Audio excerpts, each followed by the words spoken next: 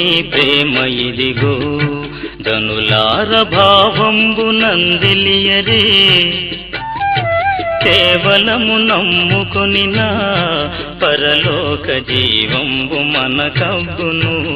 యెహోవా ధర్మశాస్త్రమును అనుసరించి నిర్దోషముగా నడుచుకుని వారు ధన్యులు. ఆయన శాస్త్రములను గైకొనుచు పూర్ణ హృదయముతో ఆయన వెదకువారు ధన్యులు. వారు ఆయన మార్గములో నడుచుకొనుచు ఏ పాపమును చేయరు. నీ ఆజ్ఞలను జాగ్రత్తగా గైకొనవలనని నీవు మాకు ఆజ్ఞాపించి ఉన్నావు. ఆహా, నీ కట్టడలను గైకొనున్నట్లు నా ప్రవర్తన స్థిరపడి ఉండిన ఎంత మేలు. నీ ఆజ్ఞలన్నిటినీ నేను లక్ష్యం చేయనప్పుడు నాకు అవమానం కలుగనేరదు. నీతిగల నీ న్యాయ విధులను నేను నేర్చుకున్నప్పుడు యథార్థ హృదయంతో నీకు కృతజ్ఞతాస్తులు చెల్లించేదను. నీ కట్టడలు నేను గైకొందును, నన్ను బొత్తిగా విడనాడకము. ప్రార్థన చేసుకుందాం.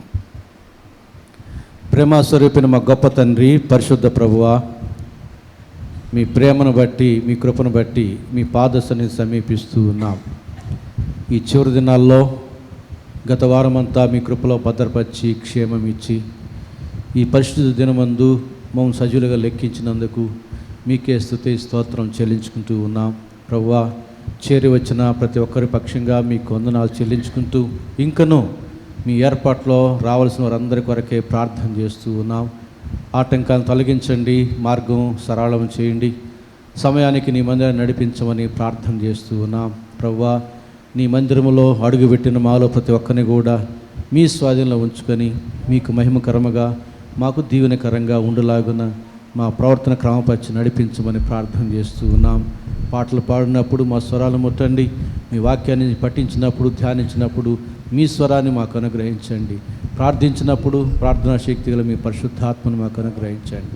ఆరంభం నుంచి ఆఖరి వరకు ప్రతి విషయంలో కూడా సమయోచితమైన సహాయం మాకు అందరికీ అనుగ్రహించి ప్రతి విషయంలో మీరు మాత్రమే మహిమ ఘనత ప్రభావాలు పొందుకోమని యేసు నామమున వేడుకుంటున్నాము తండ్రి, ఆమేన్. ఉత్తర ప్రతిభాగంగా కీర్తన గ్రంథంలో నుంచి దావీదు రాసినటువంటి 7వ కీర్తనను మోజెస్ గారు ఉత్తర ప్రతిభాగంగా చదువుతారు. యెహోవా నా దేవా, నేను శరణుజొచ్చి ఉన్నాను. నన్ను తరుము వారి చేతిలో నుండి నన్ను తప్పించుము. నన్ను తప్పించు వాడెవడనూ లేకపోగా ముక్కలుగా చీల్చివేయకుండా నన్ను తప్పించుము. యెహోవా నా దేవా, నేను ఈ కార్యము చేసిన ఎడల, నా చేత పాపం జరిగిన ఎడల, నాతో సమాధానముగా ఉండిన వానికి నేను కీడు చేసిన ఎడల, శత్రువు నన్ను తరిమి పట్టుకునిమ్ము. నా ప్రాణమును నేలకు అణగదొక్కనిమ్ము. నా అత్యాస్పదమును మంటిపాలు చేయనిమ్ము. నిర్నిమిత్తముగా నన్ను బాధించు వారిని నేను రక్షించి తిని కదా. యెహోవా, కోపము తెచ్చుకుని లెమ్ము. నా విరోధుల ఆగ్రహం నన్నచుటకై లెమ్ము. నన్ను ఆదుకున్నట్టుకై మేల్కొనము. న్యాయ విధిని నీవు నియమించి ఉన్నావు కదా. జనములు సమాజముగా కూడి నన్ను చుట్టుకున్నప్పుడు వారికి పైగా పరమందు ఆసీనుడవు కమ్ము. యెహోవా జనములకు తీర్పు తీర్చువాడు. యెహోవా నా నీతిని బట్టియు నా యథార్థతను బట్టియు నా విషయంలో నాకు న్యాయం తీర్చు. హృదయములను ఆంతరేంద్రియములను పరిశీలించి నీతి గల దేవా,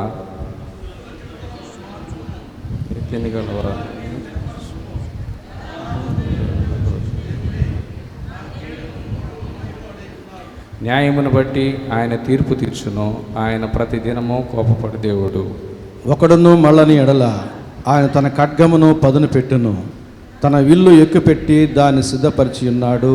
వాని కొరకు మరణ సాధనములను సిద్ధపరిచి ఉన్నాడు. తన అమ్ములను అగ్ని బాణములుగా చేసి ఉన్నాడు. పాపమును కనుటకు వాడు ప్రసవవేదన పడుచున్నాడు. చేటును గర్భమును ధరించిన వాడై అబద్ధమును కని ఉన్నాడు. వాడు గుంట త్రవ్వి దానిలో లోతు చేసి ఉన్నాడు. దానిని త్రవ్విన గుంటలో తానే పడిపోయాను. వాడు తలంచిన చేటు వాని నెత్తి మీదకే వచ్చును. వాడు యోచించిన బలాత్కారం వాని నడినెత్తి మీదనే పడును. యెహోవా న్యాయం విధించువాడని నేను అనుకొనక నేను ఆయన కృతజ్ఞతాస్తుతులు చెల్లించేదను. సర్వోన్నతుడైన యెహోవా నామమును కీర్తించేదను. ఆమేన్. మరొక పాట పాడి అనిపిస్తారు. చిరకాల స్నేహితుడా, నా హృదయాన సన్నిహితుడా,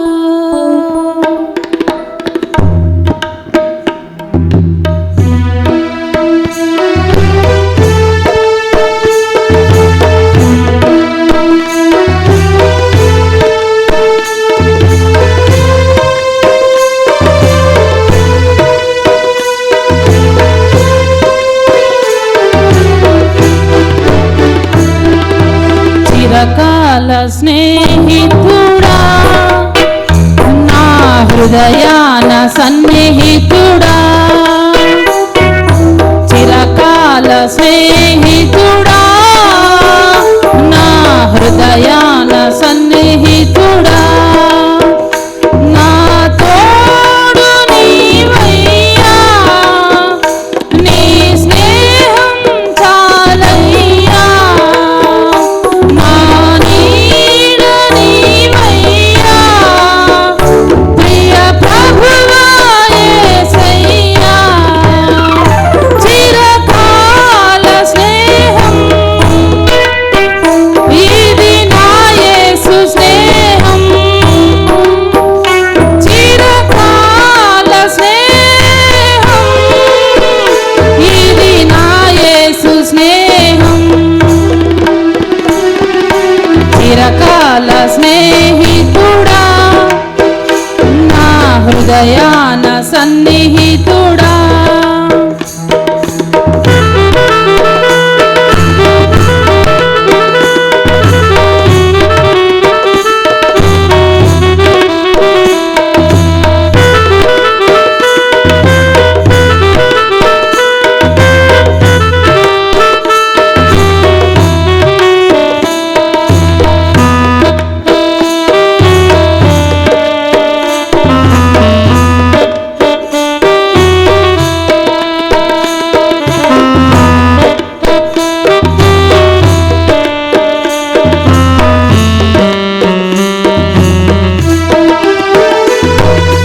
బంధువులు వెలివేసిన వెలివేయని స్నేహం లోకాన లేనట్టి ఓ దివ్య స్నేహం నా యేసుని స్నేహం బంధువులు వెలివేసిన వెలివేయని స్నేహం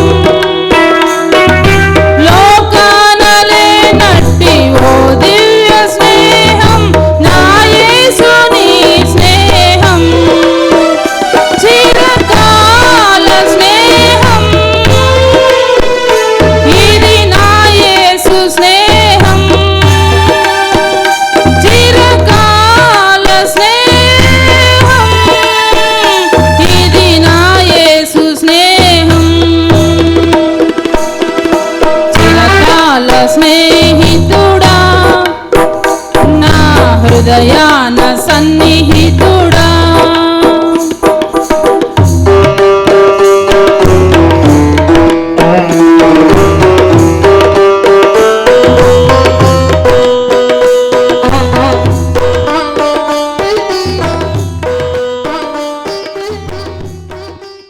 ప్రభు సన్నిధిలో ఆనందమే ఉల్లాసమే అనుదినం.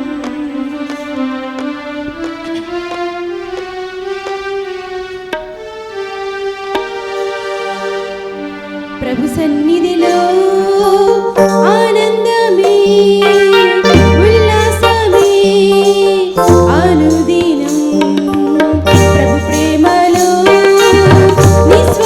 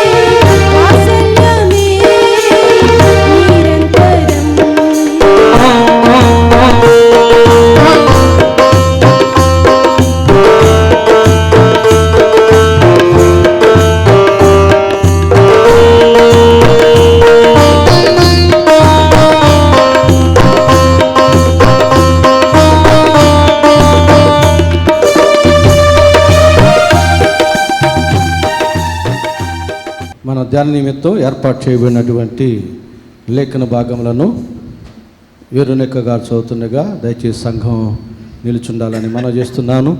మార్కు సువార్త 10వ అధ్యాయం 17వ వచనం నుంచి 27వ వచనం వరకు ఉన్న వాక్య భాగం. దేవుని నామమున అందరికీ మహిమ కలుగును గాక. ఈరోజు మన ధ్యాన నిమిత్తం ఏర్పాటు చేయబడినటువంటి వాక్య భాగము మార్కు సువార్త 10వ అధ్యాయం 17వ వచనం నుంచి 27వ వచనం వరకు చదువుకుందాం. ఆయన బయలుదేరి మార్గమున పోవచుండగా ఒకడు పరిగెత్తుకుని వచ్చి ఆయన ఎదుట మోకాల్లోని, సద్బోధకుడా, నిత్య జీవనముకు వారసుడగుటకు నేనేమి చేయుదునని ఆయన అడిగెను. యేసు, నన్ను సత్పురుషుడని ఎలా చెప్పుచున్నావు? దేవుడొక్కడే కానీ మరి ఎవడునూ సత్పురుషుడు కాడు. నరహత్య చేయవద్దు, వ్యభిచరింపవద్దు, దొంగిలవద్దు, అబద్ధ సాక్ష్యం పలకవద్దు, మోసపుచ్చవద్దు, నీ తల్లిదండ్రులను సన్మానింపము అని ఆజ్ఞలు నీకు తెలియను కదా అని అతనితో చెప్పాను. అందుకతడు, బోధకుడా, బాల్యము నుండి ఇవన్నీ అనుసరించుచునే ఉంటునని చెప్పాను. యేసు అతని చూసి అతని ప్రేమించి, నీకు ఒకటి కొదువుగానున్నది, నీవు వెళ్ళి నీకు కలిగినవన్నీ అమ్మి బేదలకిమ్ము, పరలోకమందు నీకు ధనము కలుగును, నీవు వచ్చి నన్ను వెంబడింపమని చెప్పాను. అతడు మిగులు ఆస్తి గలవాడు కనుక ఆ మాటకు ముఖము చిన్నపుచ్చుకొని దుఃఖపడుచూ వెళ్ళిపోయాను. అప్పుడు యేసు చుట్టూ చూసి, ఆస్తి గలవారు దేవుని రాజ్యంలో ప్రవేశించడం ఎంతో దుర్లభమని తన శిష్యులతో చెప్పాను. ఆయన మాటలకు శిష్యులు విస్మయం పొందిరి. అందుకు యేసు తిరిగి వారితో ఇట్లా, నేను పిల్లలారా, తమ ఆస్తి యందు నమ్మిక ఉంచువారు దేవుని రాజ్యంలో ప్రవేశించుట ఎంతో దుర్లభము. ధనవంతుడు దేవుని రాజ్యంలో ప్రవేశించుట కంటే వంటి సూది బెజ్జంలో దూరుట సులభము. అందుకు వారు అత్యధికముగా ఆశ్చర్యపడి, అట్లయితే ఎవడు రక్షణ పొందగలడని ఆయన అడిగిరి. యేసు వారిని చూసి, ఇది మనుషులకు అసాధ్యమే కానీ దేవునికి అసాధ్యము కాదు, దేవునికి సమస్తమును సాధ్యమే అనెను. దేవుడి ఈ వాక్యమును ఆశీర్వదించునుగాక. వాక్యమును యాకోబుకు తెలియజేసిన వాడని ఏ జనము కీలాగునా చేసియోనా లేదని దేవునికి స్తోత్రము గానము చేయుటయే మంచిది. మనమందరము స్తుతి గానము చేయుటయే మంచిది. దయచేసి ప్రభునందు ప్రియులారా, మన ప్రభు అయిన యేసుక్రీస్తు నామములో మీకు అందరికీ శుభములు తెలియజేస్తూ మన ధ్యాన నిమిత్తం చదువుబడినటువంటి వాక్య భాగం మార్కు సువార్త 10వ అధ్యాయం 17వ వచనం నుంచి 27వ వచనం వరకు ఉన్న వాక్య భాగం. ఈ వాక్య భాగంలో నుంచి మనం ధ్యానం చేయబోయే అంశం ఏమిటంటే, పరిపూర్ణులే పరలోకపు పౌరులు. మనం పాట పాడుకుంటాం కదా, పరలోక రాజ్య వారసులం, దేవుని వారసులం, ఆత్మీయ యాత్రికులం అని. ఆ పాట నిజంగా మనకు వర్తించేదిగా ఉందో లేదో ఇప్పుడు తేలిపోతుంది. పరిపూర్ణులే పరలోకపు పౌరులు.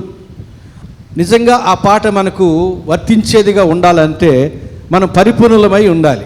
3 విషయాల్లో మనం పరిపూర్ణులమై ఉండాలి అనే విషయాన్ని నేను ఇప్పుడు మీకు జ్ఞాపకం చేయబోతున్నాను.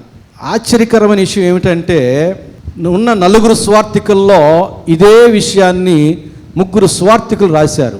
నిత్యజీవం పొందడానికి నేను ఏం చేయాలి అని ఒక వ్యక్తి యేసు దగ్గరికి వచ్చి అడిగాడు. ఏం చేయాలో చెప్పాడు.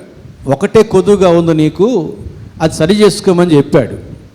ముఖము చిన్న బుచ్చుకొని యేసుని విడిచి నిత్యజీవం పొందకుండానే వెళ్ళిపోయాడు. అతన్ని ఉద్దేశించి యేసు ప్రభు తన చుట్టూ ఉన్న శిష్యులతో జనముతో ఏమన్నాడంటే, ఈ ఒకటి కొదువుగా ఉన్నవాడు పరలోక రాజ్యంలో ప్రవేశించుట కంటే సూది బెజ్జములో ఒంటె దూరుట సులభం అన్నాడు. అప్పుడు అపోస్తులకి సందేహం వచ్చింది. అలాగైతే ఎవడు రక్షించబడతాడయ్యా అంటే, ఇది మనుషులకు అసాధ్యమే కానీ దేవునికి సాధ్యమే అన్నాడు. ఈ సంఘటన 4 సువార్తికుల్లో 3 సువార్తికులు రాశారు. మత్తయి సువార్త 19వ అధ్యాయం 16వ వచనం నుంచి 26వ వచనం వరకు ఉన్న వాక్య భాగంలో నిత్య జీవం పొందాలంటే నేను ఏం చేయాలి అని అడిగిన వ్యక్తి యవనస్తుడిగా చెప్పాడు, మత్తయి సువార్తికుడు. అలాగే మార్కు సువార్తలో మనం చదువుకున్న వాక్య భాగంలో నిత్య జీవమునకు వాసునకుడు నేను ఏం చేయాలి అని అడిగిన వ్యక్తి మిగులు ఆస్తిపరుడు, ఆస్తి యందు నమ్మిక ఉంచిన వాడుగా చెప్పబడుతున్నాడు. అలాగే లూకా సువార్త 18వ అధ్యాయం 18వ వచనం నుంచి 28వ వచనం వరకు ఉన్న వాక్య భాగంలో ఇతడు ఒక అధికారి అని చెప్పబడుతున్నాడు. కాబట్టి మొత్తానికి ఈ 3 సువార్తికులు రాసిన మాటలను బట్టి యేసు యొద్దకు వచ్చి నిత్యజీవం పొందాలంటే నేనేం చెయ్యాలి అని అడిగిన వ్యక్తి అధికారి, మిగులు ఆస్తిపరుడు, ఆస్తి యందు నమ్మిక ఉంచినవాడు, యవనస్తుడు. ఇంకా ఆ వాక్య భాగాల్లో నీకు ఆజ్ఞలు తెలుసు కదా అన్నాడు యేసు ప్రభు. అంటే ఆజ్ఞలు పాటిస్తున్నాను అన్నాడు. అంటే అతడు ఎవడై ఉంటాడు? ఇజ్రాయేలీయుడై ఉంటాడు. కాబట్టి నిత్య జీవం పొందాలంటే నేనేం చెయ్యాలి అని అడిగిన వ్యక్తి అధికారి, యవనస్తుడు, ఆస్తి యందు నమ్మిక ఉంచినవాడు, ఇజ్రాయేలీయుడు. ఇజ్రాయేలీయుడు ఎవరైనా నిత్యజీవం పొందాలంటే, అంటే రక్షించబడాలంటే నేనేం చెయ్యాలని అడిగినాడంటే అది గొప్ప విషయంగా ఉంటుంది. ఎందుకంటే ఇజ్రాయేల్ ఏమనుకుంటారు తమను తాము గురించి? దేవుడు మావాడే, లేఖనాలు మావే, దేవుని రాజ్యం మాదే, మేమే దేవుని ప్రజలము, మేమే రక్షించబడిన వారము అని అనుకుంటారు. అలాంటి భావన కలిగిన ప్రజల్లో నుంచి ఎవరైనా ఒక వ్యక్తి వచ్చి నేను రక్షించబడాలంటే ఏం చేయాలని అడిగినాడంటే అది ఆశ్చర్యకరమైన విషయంగా ఉంటుంది. ఆ రోజుల్లో ఇజ్రాయేల్ బోధకుల యొద్దకు వెళ్ళి అడిగి ఉంటాడు. ఇతనికున్న తపన, ఇతనికున్న జిజ్ఞాసను బట్టి అడిగి ఉంటాడు. అడిగితే ఏమని చెప్పుంటారు? అరే నువ్వు యూదుడివి, సున్నతి పొంది ఉన్నావు, పండుగలు ఆచరిస్తున్నావు, ఆజ్ఞలు పాటిస్తున్నావు, నువ్వు రక్షించబడిన వాడివే అని చెప్పి ఉంటారు. అనేక మంది బోధకులు చెబుతుంటారు కదా, రక్షించబడని వారు కూడా రక్షించబడినట్టుగా ఆ రీతిగా చెప్పి ఉంటారు. కానీ వారి మాటలు కూడా నమ్మలేదు. ఇది ఇంకొక ఆశ్చర్యకరమైన విషయం. కారణం ఏమిటంటే అతను మనస్సాక్షి ఒప్పుకోవడం లేదు. నీవు రక్షించబడిన వాడవు అని తన గురించి తన మనస్సాక్షి చెప్పడం లేదు. అతను యథార్థంగా పరిశీలన చేసుకుంటున్నాడు. అది మంచి విషయం. తనని గురించి తాను యథార్థంగా స్వపరీక్ష చేసుకుంటున్నాడు. నేను రక్షించబడిన వాడనేనా, ఇజ్రాయేలీయుడినే, ఆజ్ఞలు పాటిస్తూనే ఉన్నాను, అయినా రక్షణానందం నాకు లేదే, నేను రక్షించబడిన వాడిని కాదే అని గుర్తించాడు తనని గురించి తాను. అది మంచి విషయం. ఆ రీతిగా మనం కూడా స్వపరీక్ష చేసుకోవాలి. దేవుని యొక్క దృష్టికి మనం ఏమై ఉన్నాం? మనం అనుకుంటున్నట్టు నిజంగా రక్షించబడిన వారమేనా, నిత్యజీవం పొందిన వారమేనా, నరకాన్ని తప్పించుకున్న వారమేనా, దేవుని రాజ్యంలో చేరువారమేనా అనేటటువంటి పరీక్ష మనం చేసుకోవాలి, యథార్థంగా చేసుకోవాలి. లేదంటే మనల్ని మనమే మోసపుచ్చుకున్న వారం అయిపోతాం. ఈ వ్యక్తి ఇజ్రాయేలీయుడు అయ్యుండి స్వపరీక్ష చేసుకుని ఆనాటి యూదా మత బోధకుల యొద్ద అనేక విషయాలు ప్రశ్నలు అడిగి తెలుసుకొని వారు చెప్పిన మాటలకి ఒప్పక చివరికి ఏమనుకున్నాడంటే యేసయ్య ఒక మంచి బోధకుడు, ఆయన యొద్దకు వెళ్ళి అడుగుతాను. ఆయనైతే నిర్మోహమాటంగా చెబుతాడు, నిక్కచ్చిగా చెబుతాడు, ఖచ్చితమైన విషయం చెబుతాడు నాకు అని అనుకొని ఉన్నాడు. ఆ సమయంలో యేసు ప్రభు యూదా ప్రాంతంలో మనం అధ్యాయం పైనుంచి చూస్తే కొన్ని బోధలు చేశాడు. 2 కాళ్ళు కలిగి నరకంలో పడుట కంటే ఒక కాలుతో పరలోక రాజ్యంలో ప్రవేశించడానికి మేలు కదా అంటాడు. 2 కళ్ళు కలిగి నరకంలో ఉండుట కంటే ఒక కనుతో పరలోక రాజ్యంలో ఉంటే మేలు కదా అంటాడు. అంటే పరిపూర్ణమైన మానవుడిగా నరకంలో ఉండుట కంటే ఈ వ్యక్తిలాగా మనము కూడా స్వపరీక్ష చేసుకోవాలి. మోసపు మాటలకు మనం మోసపోకూడదు. మనమేంటో మనం అర్థం చేసుకోవాలి. యేసు ప్రభు అయ్యా కంప్లీట్ మ్యాన్గా నరకంలో ఉన్నట్టు కంటే, కంప్లీట్ మ్యాన్ అంటే మోడర్న్ షోరూంలో రేమాండ్స్ బొమ్మ ఉంటుంది, కంప్లీట్ మ్యాన్ అని రాసి ఉంటుంది. ఆయన వాళ్ళు కాదు నరకంలో ఉండేది. హ్యాండిక్యాప్డ్స్ ఉండదన్నమాట. పరలోక రాజ్యంలోనూ హ్యాండిక్యాప్డ్గా ఉండటం మేలు కదా అంటాడు, ఒక కన్ను ఒక కాలుతో. అంటే ఉండరులే, పునరుద్ధాన శరీరాలు ఏవి కూడా హ్యాండిక్యాప్డ్ కాదు. ఇక్కడ శరీరాలు హ్యాండిక్యాప్డ్ అయినా పునరుద్ధాన శరీరాలకి హ్యాండిక్యాప్డ్ ఉండదు, వికలాంగత్వం ఉండదు. అంటే చెబుతాడు, అంటే పరిపూర్ణంగా మీరు పరలోక రాజ్యంలో ఉండాలి అనేది చెప్పుకుంటూ వచ్చిన తర్వాత ఈ సంఘటన జరిగింది. అప్పుడు ఆయన అంటే యేసుక్రీస్తు బయలుదేరి ఆ విషయాలు చెప్పి బయలుదేరి మార్గమున అంటే ఈ వ్యక్తికి సమీప మార్గమున బయలుదేరి పరిగిపోతూ ఉండగా ఒకడు అంటే ఇజ్రాయేలీయుడు, యవనస్తుడు, అధికారి, ఆస్తి యందు నమ్మిక ఇచ్చినవాడు ఆ మార్గమున ఎట్లా పోతున్నాడు. అలాగే కొంతమంది భార్యలు పిలిస్తే పరిగెత్తుకుని వెళ్తారు పురుషులు. ఎందుకంటే ఆలోచన చేస్తే వాళ్ళ కోపం కళ్ళెర చేస్తారు, ఇంత నేత్రాలు చేస్తారు. పరిగెత్తుకుని వెళ్ళాలి, అప్పుడే పిలిచిన వెంటనే వాళ్ళ కళ్ళు ఎదుటి ఉండాలి. ఆ రీతిగా పరిగెత్తుకుని వచ్చాడు. ఎందుకంటే ఆయనలో ఉన్న ఆసక్తి అలాంటిది. గమనించాల్సిన విషయం ఏమిటంటే రోడ్డు వెంబడి ఒక అధికారి, ఒక ధనవంతుడు పరిగెడుతుంటే మనకు ఎట్లా ఉంటుంది చూస్తే? ఆశ్చర్యం ఏదో, ఆశ్చర్యం వేస్తా. అరే ఇంత ధనవంతుడు, ఈ జిల్లా అధికారి పరిగెత్తున్నాడు రోడ్డు వెంబట, ఏమైంది? సామాన్య మానవుడు పరిగెడితేనే మనం ఆశ్చర్యపడతాం. ఇక ధనవంతుడు, అధికారి రోడ్డు వెంబడి పరిగెడుతూ ఉంటే చిన్నతనంగా మాట్లాడుకుంటారు. ఇతనికి తెలుసు, అయినా కానీ ఎవరు ఏమనుకున్నా పర్వాలే, నేను యేసు ప్రభు దగ్గరికి వెళ్ళాలి, ఆయన బోధ వినాలి. చూసారా, యేసు ప్రభు దగ్గరికి వెళ్ళడానికి, ఆయన బోధ వినడానికి ఆయన రోడ్డు వెంబడి తన యొక్క స్థితిని మరచి, తన ఘనతను మరిచి పరిగెత్తుకుంటూ వస్తూ ఉన్నాడు. మిస్ చేయకూడదు యేసు ప్రభు మిస్ చేయకూడదు. యేసు ప్రభు బోధల్లో ఏ మాట కూడా మిస్ చేయకూడదు అనేది ఆయన తపన.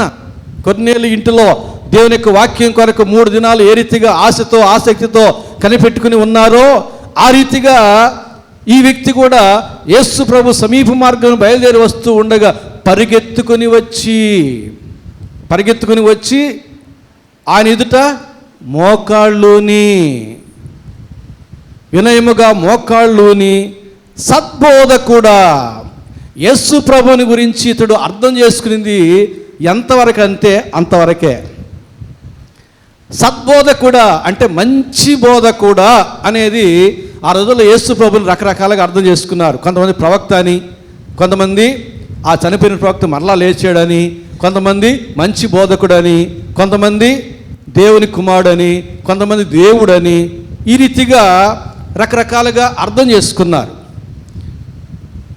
వాళ్ళల్లో ఇతనొకడు, సద్బోధకుడుగా అర్థం చేసుకున్న వారిలో ఇతనొకడు. యేసు ప్రభు ఒక మంచి బోధకుడుగా అర్థం చేసుకున్న వారిలో ఇతనొకడు. అందుకని ఇతను ఏమైతే యేసు ప్రభుని గురించి అవగాహన కలిగి ఉన్నాడో, గ్రహింపు కలిగి ఉన్నాడో ఆ మేరకు ఇతడు సంబోధిస్తున్నాడు. ఏమని? సద్బోధకుడా, నిత్య జీవమునకు వాసునొకటుకు నేనేమి చేదునని చెప్పాను. రక్షించబడాలంటే నేనేం చేయాలి? నిత్యజీవం పొందాలంటే నేనేం చేయాలి? పరలోక రాజ్యంలో చేరుకోవాలంటే నేనేం చేయాలి? ఏ మనిషి అయినా ఏమైనా చేసి నరకం తప్పించుకోగలడా? ఏ మనిషి అయినా ఏ పనైనా చేసి పరలోకం చేరగలడా? ఏ మంచి పని చేసైనా మన యొక్క నీతి క్రియలు దేవుని దృష్టికి మురికి గుడ్డలతో సమానం. మన యొక్క మంచి దేవుని యొక్క దృష్టికి మురికి. కాబట్టి నువ్వు ఏ మంచి కార్యాలు చేసినా నరకాన్ని తప్పించుకోలేవు, పరలోకాన్ని చేరుకోలేవు, నిత్య జీవాన్ని పొందుకోలేవు, రక్షణ పొందుకోలేవు. ఇతడు అడుగుతున్నాడు, ఎవరి దగ్గరికి వచ్చాడు? యేసు ప్రభు దగ్గరికి వచ్చి ఏమడుగుతున్నాడు? జీవం మిమ్మల్ని అడగలే. అయ్యా జీవాధిపతి కదా నీవు, నాకు జీవము దయచేయమని అడగలే. ఏమంటున్నాడు? జీవం పొందుకోవడానికి నేనేం మంచి కార్యం చేయాలి, నేనేం చేయాలి? ఎందుకంటే ఆస్తి ఉంది, కొంత ఖర్చు పెట్టి మంచి కార్యం చేస్తే నరకం తప్పిపోద్ది, పరలోకం వచ్చేస్తుంది, రక్షణ వచ్చేస్తుంది అనుకుంటున్నాడు ఇతడు. నేటి ప్రపంచంలో చాలామంది అనుకుంటున్నారు కదా, ఈ మంచి కార్యం చేస్తే, ఈ పుణ్యకార్యం చేస్తే చేసిన పాపం పోద్ది, ఈ పుణ్యకార్యం చేస్తే నరకం తప్పిపోద్ది, ఈ పుణ్యకార్యం చేస్తే మోక్షం వచ్చేస్తుంది. అంటే వాళ్ళు చేసే మంచి కార్యాలకి ఇవన్నీ వస్తాయని అనుకుంటున్నారు. ఇక్కడ అట్లాగే అడుగుతున్నాడు. ఇక్కడ నిత్యజీవం పొందుకోవాలంటే నిత్యజీవమునకు వాసనకు నేను ఏమి చేయదునో, ఏం చేయమన్నా చేసేస్తాడు. ఎందుకంటే అధికారం ఉంది, ఆస్తి ఉంది. ఏదో చెప్తాడు మంచి కార్యము, అది చేసేద్దాము, నిత్యజీవాన్ని కొట్టేద్దాం అనుకున్నాడు. చాలామంది క్రైస్తవులకి ఇలాంటి ఆసక్తే ఉంటుంది, ఇలాంటి అవగాహనే ఉంటుంది. జీవాధిపతి అయిన దేవుని యొద్దకు వచ్చి ఏం అడగాలి? జీవం అడగాలి. రక్షించేటటువంటి దేవుని యొద్దకు వచ్చి ఏం అడగాలి? రక్షణ ఇమ్మని అడగాలి. రక్షణ ఇచ్చేవాడి దగ్గరికి వచ్చి, జీవం ఇచ్చేవాని యొద్దకు వచ్చి జీవం పొందుకోవాలని నేనేం చేయాలో చెప్పు అంటాడు. జీవం పొందుకోవాలంటే నేనేం చేయాలి? క్రైస్తవులకి ఇదే కావాలి ఈ రోజుల్లో. రక్షణ మార్గం గురించి బోధ కావాలి, నిత్యజీవం పొందుకునే బోధ కావాలి, పరలోకం జరిగిన బోధ కావాలి, కానీ పరలోకం అక్కర్లే. నిత్యజీవం పొందుకునే బోధ కావాలి, కానీ నిత్యజీవం అక్కర్లే. రక్షణ గురించిన బోధ కావాలి, కానీ రక్షణ అక్కర్లే. అట్లా ఉన్నారు నేటి క్రైస్తవులు. అందరికీ తెలుసు రక్షణ మార్గం, జీవ మార్గం, పరలోక మార్గం, ఎవరు చేరరు. విచారకరమైన విషయం. ఎందుకంటే ప్రయత్నాలు చేస్తున్నారే కానీ పరిపూర్ణులు కావడంలే.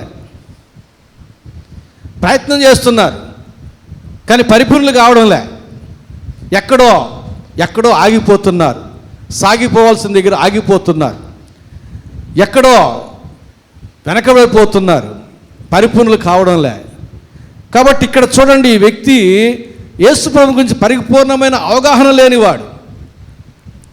పరిపూర్ణమైన అవగాహన లేని కారణాన నిత్యజీవాన్ని ఇచ్చేవాని యొద్దకు వచ్చి నిత్యజీవుని పొందాలంటే ఏం చేయాలో చెప్పు అంటున్నాడు. అతను ఏమి చేసినా నిత్యజీవం పొందుకోలేడు. యేసయ్య ఇవ్వాల్సిందే. యేసయ్య ఇవ్వాల్సి ఉండగా యేసునికి వచ్చి అయ్యా నిత్యజీవం దయచేయమని అడగాలి. అంటే ఇతడు ఎందుకు అడుగుతున్నాడు అట్లా? యేసుని గురించిన పరిపూర్ణమైన అవగాహన లేదు. ఆయన జీవాధిపతి అనేటటువంటి ఎరుక లేనివాడు, రక్షణ ఇచ్చేవాడు అనేటటువంటి సత్యం తెలియనివాడు. ఇతను ఒక బోధకుడుగానే గుర్తించినాడు. అందుకని మత్తయి సువార్త 16వ అధ్యాయం 13 నుంచి 15 దాకా నేను చదువుతాను. యేసు ప్రభు ఒక సందర్భంలో జనులు నన్ను గురించి ఏమనుకుంటున్నారు అని అడిగాడు. చూడండి, మత్తయి సువార్త 16వ అధ్యాయం 13 నుంచి 15 దాకా చదువుతున్నాను. యేసు ఫిలిప్పుదైన కైసరే ప్రాంతములకు వచ్చి మనిషి కుమారుడు ఎవడని జనులు చెప్పుకొనుచున్నారని తన శిష్యులను అడగగా, వారు కొందరు బాప్తిస్మం ఇచ్చి యోహాను అనియు, కొందరు ఏలియా అనియు, కొందరు ఇర్మియా అనియు, లేక ప్రవక్తల్లో ఒకడనియు చెప్పుకొనుచున్నారని. అందుకు ఆయన, మీరైతే నేను ఎవడనని చెప్పుకొనుచున్నారని వారిని అడిగాను. అందుకు సీమోను పేతురు, నీవు సజీవుడు వగు దేవుని కుమారుడైన క్రీస్తు అని చెప్పాను.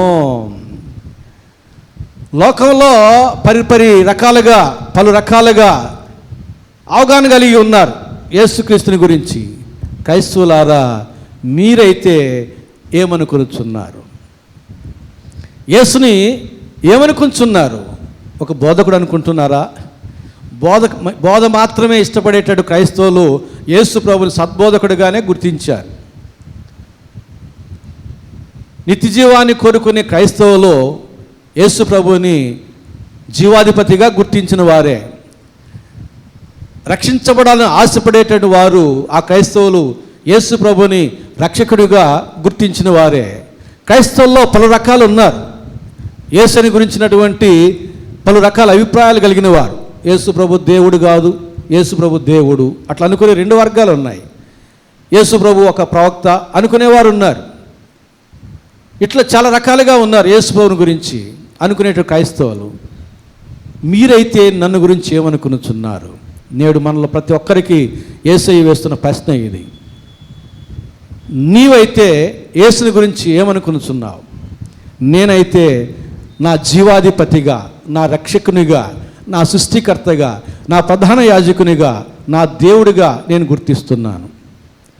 నా యేసుని నేను ఇన్ని రకాలుగా గుర్తిస్తున్నాను. ఆయనే నా సృష్టికర్త, ఆయనే నా జీవాధిపతి, ఆయనే నా రక్షకుడు, ఆయనే నా మోక్ష ప్రదాత, ఆయనే నా ప్రధాన యాజకుడు, ఆయనే నా దేవుడు. ఈ అవగాహన మనకందరికీ ఉండాలి. ఈ అవగాహన లేకపోతే యేసు ప్రభువు ఒక ప్రశ్న వేస్తాడు. మలాకీ గ్రంథం 1వ అధ్యాయం 6వ వచనం చదువుతున్నాను. మలాకీ గ్రంథం 1వ అధ్యాయం 6వ వచనం. కుమారుడు తన తండ్రిని గణపరచును కదా, దాసుడు తన యజమాని గణపరచును కదా. నా నామం నిర్లక్ష్యపెట్టి యాజకులారా, నేను తండ్రినైతే నాకు రావలసిన ఘనత ఏమాయను? నేను యజమానునైతే నాకు భయపడువాడు ఎక్కడ ఉన్నాడు అని సైన్యములకు అధిపతి యెహోవా మిమ్మును అడుగుచున్నాడు. ఏమంటున్నాడు? నేను తండ్రినైతే నాకు రావాల్సిన ఘనత ఏది? పరలోకమందున్న మా తండ్రి అంటున్నాం. మరి తండ్రితో మన యొక్క సంభాషణ, తండ్రితో మన యొక్క వ్యవహారం ఎట్లా ఉండాలి? మన ఇంట్లో తండ్రి ఉన్నాడు, ఆ తండ్రితో మన యొక్క వ్యవహారం ఎట్లా ఉంటుంది? అవసరం వచ్చినప్పుడు తండ్రి యొద్దకు వెళతాం, తండ్రి చెప్పిన మాటలకు లోబడతాం. ఇది తండ్రి కుమారుల యొక్క సంబంధం. మరి పరలోకమందున్న మా తండ్రి అని అంటివి, మరి తండ్రికి మనం అన్ని సమస్యలు చెప్పుకుంటున్నామా? ఆయనకు లోబడి జీవిస్తున్నామా? లేదు. కాబట్టి అడుగుతున్నాడు, నేను తండ్రి అయితే నాకు రావాల్సిన ఘనత ఎక్కడ? ప్రభువా ప్రభువా నన్ను పిలుచుట ఎలా? నా తండ్రి చిత్త ప్రకారం మీరు చేయకుండా ప్రశ్నిస్తున్నాడు. తండ్రి అంటున్నాం, తండ్రికి లోబడినట్టుగా లోబడడం లేదు. దేవా అంటున్నాం, దేవునికి భయపడినట్టుగా దేవునికి భయపడడం లేదు. మన మాటకి మన బాటకి వ్యత్యాసం ఉంది. ఈ విభిన్నమైన కోణాల్లో దేవుడు మనల్ని ప్రశ్నిస్తున్నాడు. నేను యజమానునైతే నాకు రావాల్సిన, నాకు భయపడేవాడు ఎక్కడున్నాడు? నేను తండ్రినైతే నాకు రావాల్సిన ఘనత ఏది? ప్రభునందు పిల్లారా, యేసుని ఏమనుకుంటున్నావు? కొంతమందికి యేసు ప్రభు ఒక సెక్యూరిటీ గార్డ్. ప్రభువా, వేసవి సెలవుల్లో నేను యాత్రకు వెళ్తున్నా, ఈ ఇంటికి నీవు ప్రభువా రొయ్యలకు చెరువు తీసుకున్నాను లీజుకి, అక్కడ రొయ్యలు వేసాను, చుట్టుపక్కల తెగుళ్ళు ఉన్నాయంట, రొయ్యల గుంట కాడ నువ్వు ఏం చేయాలి? యేసు ప్రభు, రొయ్యల గుంట కాడ నువ్వు ఉండు, నీకు ఒక చిన్న పూరి గుడి చేసిండు అక్కడ. ప్రభువా, నేను ప్రయాణం చేస్తూ ఉన్నా, నీకు కూడా ఫ్రీ బస్సే కదా, టికెట్ లేదు, నిన్ను ఎవరు అడగరు, నువ్వు ఎవరికి కనబడవు, నాతో కూడా రా ప్రభువా. ఎక్కడికి? అన్ని స్థలాలకు వెళ్తారు, పేరు హిస్టారికల్ ప్లేస్. కాబట్టి కొంతమంది దృష్టిలో యేసు ప్రభువు అలాంటి వాడు. ఆశీర్వాదం వస్తుందా? నీ దృష్టికి నన్ను గురించి మీరు ఏమనుకుంటున్నారంటున్నాడు. నా రొయ్యలు గుంట కాపలాగా ఉండమంటే యేసు ప్రభు అంటున్నాడు, ఏమనుకుంటున్నావు నన్ను గురించి? నా ఇంటికి కాపలాగా ఉండమంటే అంటున్నాడు, ఏమనుకుంటున్నావు నన్ను గురించి? నాతో కూడా యాత్రకు రమ్మంటే ఏమనుకుంటున్నావు నన్ను గురించి అంటున్నాడు. ఏమనుకుంటున్నాం? నాకు చెప్పొద్దు, యేసయ్యకి చెప్పుకోండి మీలో మీరే.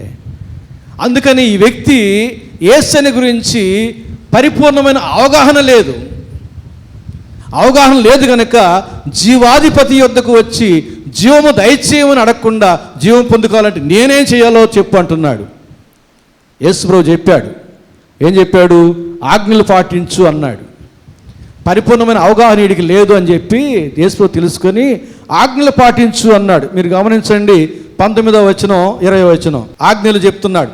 నరహత్య చేయవద్దు, వ్యభిచరించవద్దు, దొంగిలవద్దు, అబద్ధ సాక్ష్యం పలుకవద్దు, మోసపుచ్చవద్దు, నీ తల్లిదండ్రులు సన్మానింపమను ఆజ్ఞలు నీకు తెలియని కదా అని అతనితో చెప్పాను. అందుకు అతడు బోధ కూడా బాల్యము నుండి ఇవన్నీ అనుసరించునే ఉంటునని చెప్పాను. అందుకే ఇతడు ఏం చెప్పాడు? ప్రభువా, సండే స్కూల్ పిల్లవానిగా ఉన్నప్పటి నుంచి నేను ఎన్ని పాటిస్తూనే ఉన్నాను ప్రభువా, అయినా కానీ ఏం లేదు, ఇతనికి రక్షణ లేదు. అయినా కానీ ఇతనికి నిత్య జీవం లేదు. చిన్నప్పటి నుంచి ఈ ఆజ్ఞలన్నీ పాటిస్తూనే ఉన్నాడు పాపం, అయినా కానీ నిత్య జీవం లేదు. బాప్తిస్మం ఇచ్చిన మొదలుకొని ఈ ఆజ్ఞలన్నీ మనం పాటించడంలే, అయినా కానీ మనకు ఏముంది మనకు ఈ ఆజ్ఞలన్నీ పాటించడంలే. బాప్తిస్మం తీసుకున్నప్పటి నుంచి అయినా కానీ జీవన యాత్రికులం, ఆత్మీయ యాత్రికులం, దేవుని వారసులం, పరలోక పౌరులం. ఒక్కసారి పరిశీలన చేసుకుందాం, సమయం లేదు ఆజ్ఞలన్నీ వివరించడానికి. ఒక 3 ఆజ్ఞలు మాత్రమే నేను మీ ముందుకు తీసుకుని వస్తాను. మొదటి ఆజ్ఞ ఏంటి? నరహత్య చేయవద్దు. ఇతడు యవనస్తుడే, అధికారం ఉంది, ఆస్తి ఉంది, నరహత్య చేసినా కేసు మాఫీ చేసుకోగలడు. అయినా కానీ ఇతడు నరహత్య చేయలే, అయినా కానీ ఇతనికి మోక్షం లేదు, రక్షణ లేదు. మనం కూడా నరహత్య చేసిన వారం కాదు. యేసు ప్రభు వచ్చి అడిగినా చెప్తాం, ప్రభు మేము చేయలేదు, చేస్తే మేము ఎక్కడ ఉంటాం? జైల్లో ఉంటారు A to Z. మేము ఇక్కడ చర్చిలో ఉన్నాం, మేము నరహత్య చేయలే. దేన్ని బట్టి చెప్తున్నారు? మా దేశ చట్టం అట్లా చెప్తా ఉంది. మీ దేశ చట్టాన్ని బట్టి నేను పరలోకి ఇవ్వడం లేదు. మీ దేశ చట్టాన్ని మీరు గౌరవించండి. నేనే చెప్తున్నా, ప్రతి ఒక్కరూ దేశ చట్టానికి లోబడాలి. అయితే నేను పరలోకి ఇవ్వాలంటే మీ దేశ చట్టంకు లోబడుతూనే నా చట్టానికి కూడా లోబడాలి. దేవుని చట్టం అంటూ ఒకటి ఉంది. కాబట్టి నరహత్య అంటే దేవుని చట్ట వెలుగులో ఏమై ఉంది? 1 యోహాను పత్రిక 3వ అధ్యాయం 15వ వచనం ప్రకారంగా సహోదరుని ద్వేషించువాడు నరహంతకుడు, ఏ నరహంతకుని యందును నిత్య జీవం ఉండదని మీరు ఎరుగుదురా? మార్కుకి మన మీద అంత మంచి అభిప్రాయం, మీరు ఎరుగుదురా. హృదయంలో ఎవరి మీదైనా ద్వేషం ఉంటే అట్టివాడు దేవుని దృష్టికి నరహంతకుడు. హృదయంలో ద్వేషం పెట్టుకొని దేవుని దృష్టికి నరహంతకులంగా ఉండి పరలోకపు పౌరులము, జీవన యాత్రికులం, రక్షించబడిన వారమే అని మనం భ్రమపడి పాటలు పాడుకుంటూ ఉన్నాం. మన గురించి మనం అట్లా అనుకుంటూ ఉన్నాం, మోసపోతున్నాం. నిజంగా మనం పరలోక రాజ్య వారసులముగా ఉండాలంటే హృదయంలో ఏముండాలి? ద్వేషం ఉండకూడదు, ప్రేమ ఉండాలి. యోహాను సువార్త 5:39 అంటాడు, నేను మిమ్మల్ని ఎరుగుదును, దేవుని ప్రేమ మీలో లేదు. దేవుని యొక్క ప్రేమ ఉండాలి. 1 కొరింథీ 13వ అధ్యాయంలో ప్రేమ లేకపోతే వ్యర్థుడు అంటాడు. విశ్వాసము, నిరీక్షణ, ప్రేమ, ఈ 3 శ్రేష్టమైనవి. ఇందులో ప్రేమ మరీ శ్రేష్టమైనది. దేవుని ప్రేమ లేనివాడు దేవుని రాజ్యానికి యోగ్యుడు కాడు. కనుక దేవుని ప్రేమ ఉంటే అందులో ద్వేషం ఉండడానికి వీల్లేదు. ద్వేషము, దేవుని ప్రేమ 2 కలిసి ఉండలేవు మన హృదయంలో. కనుక మనలోంచి ద్వేషం పోవాలి, అసూయ పోవాలి, మత్సరం పోవాలి. దేవుని ప్రేమతో మన హృదయాన్ని నింపుకోవాలి. అట్టివాడు దేవుని యొక్క దృష్టికి నరహంతకుడు కాదు, అట్టివాడు పరలోక రాజ్య వారసుడు. రెండవ ఆజ్ఞ ఏంటి? వ్యభిచారం. దీని గురించి మనకు ఎక్కువ వివరణ అక్కర్లే. కాకపోతే దేవుని దృష్టికి వ్యభిచారం అంటే ఏమిటో మత్తయి సువార్త 5వ అధ్యాయం 28వ వచనం. ఒక స్త్రీని మోహపు చూపుతో చూచు ప్రతివాడు అప్పుడే తన హృదయమందు అంటే మన కంటిలో ఎట్లా ఉండాలి? చెడు చూపు ఉండకూడదు, మంచి దృష్టి కలిగి ఉండాలి. పావురం వలె నిష్కపటమైన, నిష్కల్మషమైన దృష్టి కలిగి ఉండాలి. దైవ దృష్టి కలిగి ఉండాలి, పరిశుద్ధమైన దృష్టి కలిగి ఉండాలి. వేరే చెడు చూపు ఉండకూడదు. మన దేహానికి దీపము కన్నే. కన్ను తేటగా ఉంటే దేహమంతా వెలుగుమయమై ఉండును. కాబట్టి ఈ కన్ను చెడినదైతే దేహమంతా చెడిపోయినదై ఉంటుంది. ఇప్పుడు ఒకసారి మన కన్ను గురించి ఆలోచన చేద్దాం. మన కంటిలో ఏముంది? మన కంటిలో దూలాలు పెట్టుకొని ఎదుటి వాని కంటిలో నలుసులు తీసేయడానికి ప్రయత్నం చేస్తూ ఉంటాం. మన కంటిలో దూలాలు ఉంటాయి. కార్పెంటర్కి కానీ ఇస్తే బెంచీలు, కుర్చీలు చేస్తాడు, అంతంత దూలాలు ఉంటాయి. ఆ దూలాలు అట్టే పెట్టుకొని ఎదుటి వాని కంటిలో నలుసులు ఉంటాయి, వాటిని తీసేయడానికి ప్రయత్నం చేస్తూ ఉంటే ఎట్లా? దేవుడు చెప్పిన మాటే, ముందు నీ కంటిలో ఉన్న ఆ దూలాలని తీసేసేయి. అప్పుడు ఎదుటివాని కంట్లో ఉన్న నలుసు స్పష్టంగా నీకు కనబడుతుంది. ఇది మాత్రం చెయ్యం. మన కంట్లో మాత్రం అంత టెంబర్ వుడ్డు ఉంటుంది, నలుసు కనబడదు.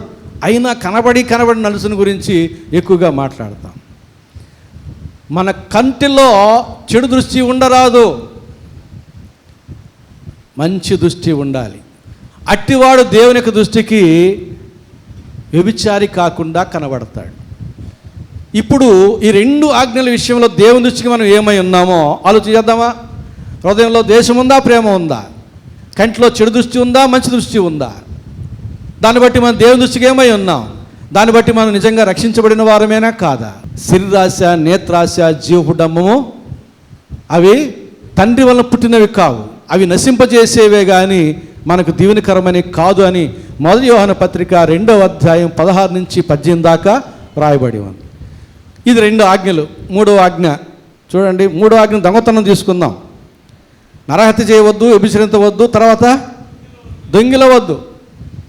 మనం ఎవరం దొంగలం కాదు, దొంగలందరూ ఆడుంటారు. అది మన అభిప్రాయం. దేవుని దృష్టికి మలాకీ గ్రంథం 3వ అధ్యాయం 8వ వచనం నుంచి 10వ వచనం వరకు ఉన్న వాక్య భాగం. మానవుడు దేవుని యొద్ద దొంగిలునా? ఎట్లా దొంగిలిస్తాడండి? దేవుడు పరలోకంలో ఉన్నాడు, మనం భూలోకంలో ఉన్నాం. చంద్రమండలానికే బాగాలేకపోతున్నాం, ఇక పరలోకానికి ఏ వాహనం ఎక్కిపోగలం? ఎట్లా దొంగతనం చేయగలం? దేవుడు చెబుతున్నాడు ఇక్కడ. దేని విషయంలో మేము నీ యొద్ద దొంగిలితమని మీరందరూ 10వ భాగమును ప్రతిష్టార్పణలు ఇయ్యక దొంగిలితిరి. ఎట్లా?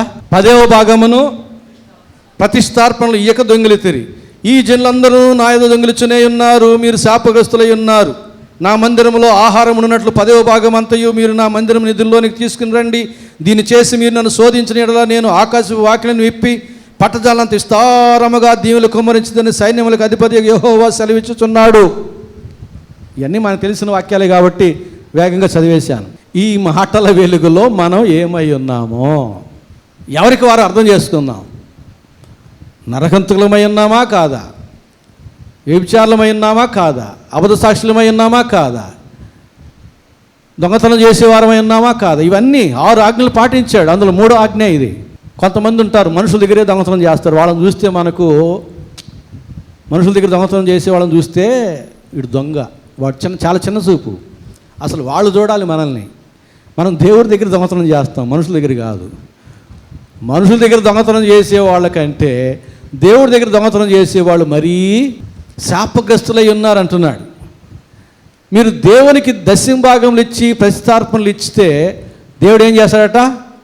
ఆకాశపు వాకిళ్లను విప్పి పట్టజాలంత విస్తారమైన దీవులు నేను మీకు కుమ్మరిస్తానని వాగ్దానం చేస్తుంటే ఆ వాగ్దానం మాత్రం ఎందుకో మనం అనుసరించడం లేదు. ఆయన మాట తప్పని వాడు కనుక ఆయన మాట తప్పని వాడు అయి ఉండి మనం ఇచ్చినప్పుడు ఆయన తిరిగి మనకు అదనంగా ఎక్కువగా ఇస్తాడు. మత్తయి సువార్త 23వ అధ్యాయం 23వ వచనంలో ఉన్న వాక్య భాగమే లూకా సువార్త 11వ అధ్యాయం 42వ వచనంలో కూడా ఉంది. చదువుతున్నా. లూకా 11:42.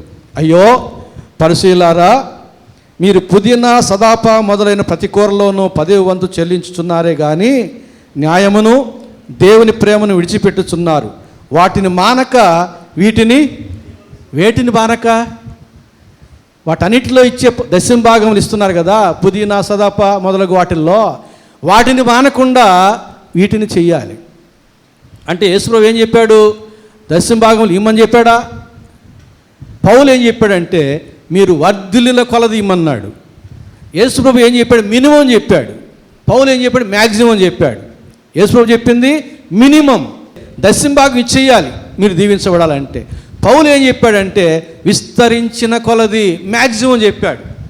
మరి మన ఒక వాక్య భాగం కానీ చదివితే మనకు తెలుస్తుంది. అది కూడా మార్కు సువార్త 12వ అధ్యాయం 41వ వచనం నుంచి 43వ వచనం వరకు ఉన్న వాక్య భాగం.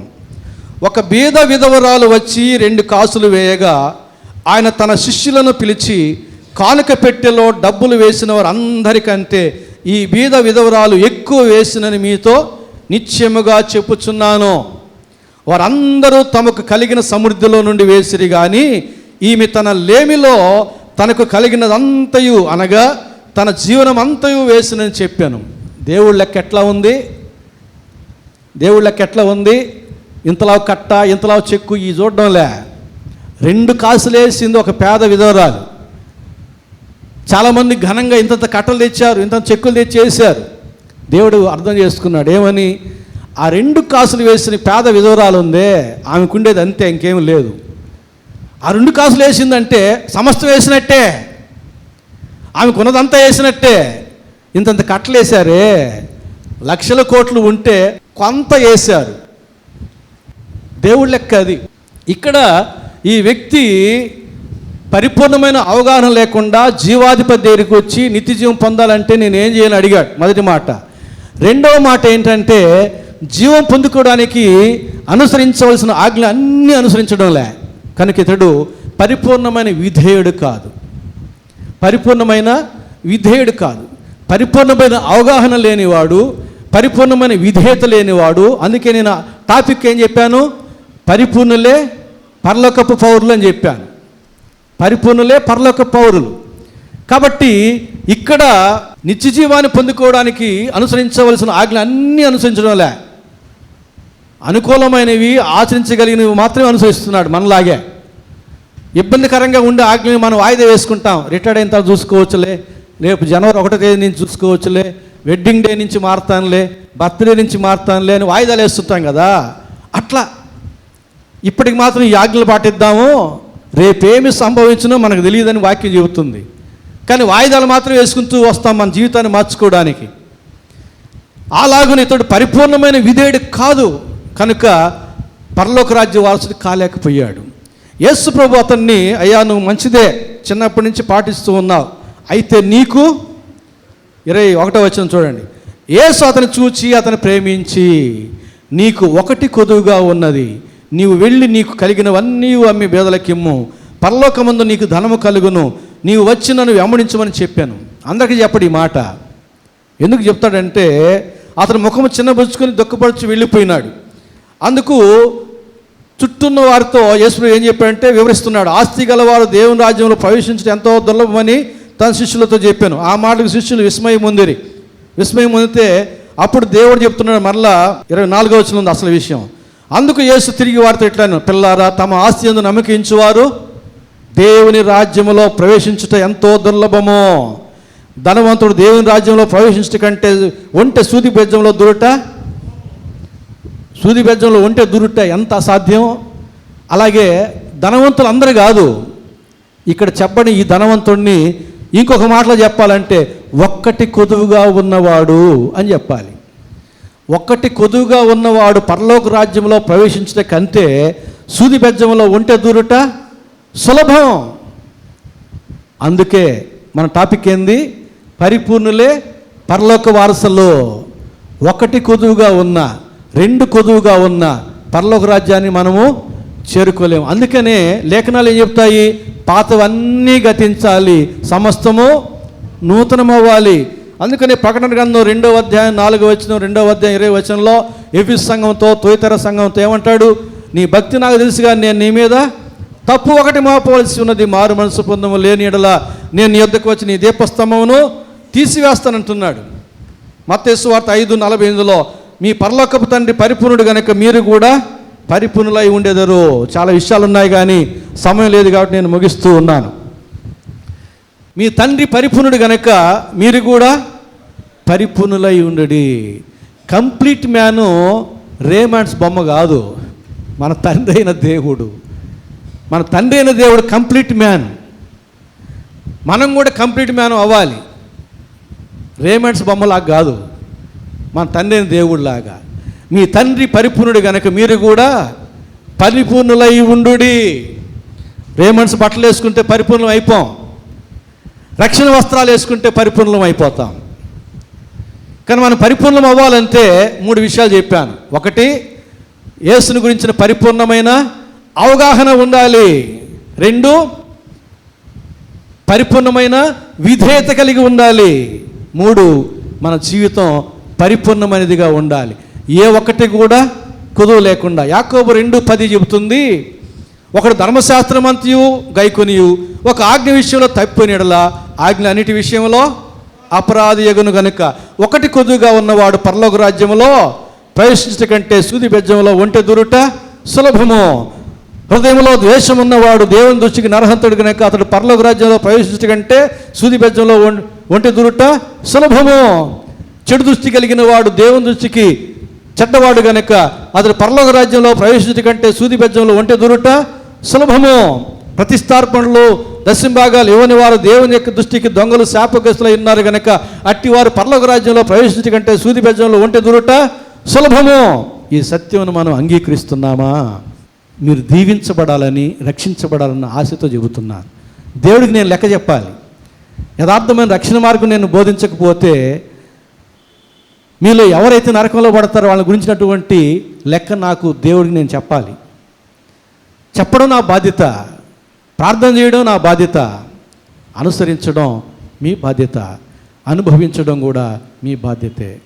అందుకొరకు చెబుతున్నాను, రేపు ఆదివారం అందరూ యోగ్యులై పుచ్చుకోవాలి. అంటే ఏం చేయాలి?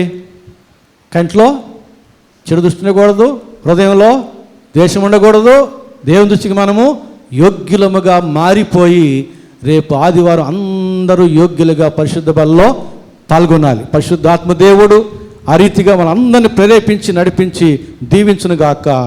ఆమేన్. ప్రార్థన చేసుకుందాం. ప్రేమ స్వరూపిన మా గొప్ప తండ్రి, పరిశుద్ధ ప్రభువా, మీ ప్రేమను బట్టి, మీ కృపను బట్టి మీకే స్తుతి స్తోత్రం చెల్లించుకుంటూ ఉన్నాం. ఎంత గొప్ప దేవుడు, ఎంత మంచి దేవుడు నా తండ్రి. నిర్మోహమాటంగా, నిక్కచ్చిగా మా మేలు కోరి సత్యబోధలు చేసేట సద్బోధకుడు నా తండ్రి. అంతేకాదు మా జీవాధిపతివి, మా రక్షకుడు, మా దేవుడు, మా నిర్మాణకుడు, మా సృష్టికర్తవు, మా ప్రధాన యాజకుడు, మా సమస్త ఆశ్రయదుర్గము నీవై ఉన్నావని మేము అవగాహన కలిగి, పరిపూర్ణమైనటువంటి అవగాహన కలిగి, పరిపూర్ణమైన విధేయత చూపి, పరిపూర్ణమైన జీవితాన్ని కలిగి నీ రాజ్యవాసులముగా నిజముగా కొనసాగడానికి సహాయం చేయమని యేసు నామమున వేడుకుంటున్నాము తండ్రి. ఆమేన్.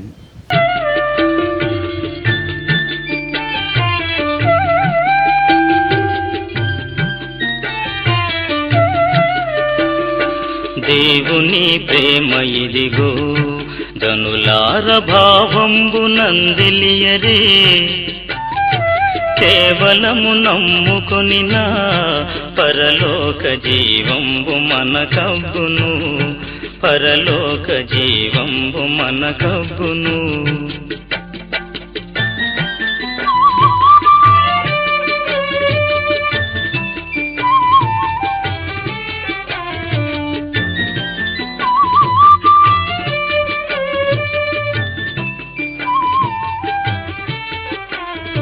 సర్వలోకము మనలను తన వాక్య సత్య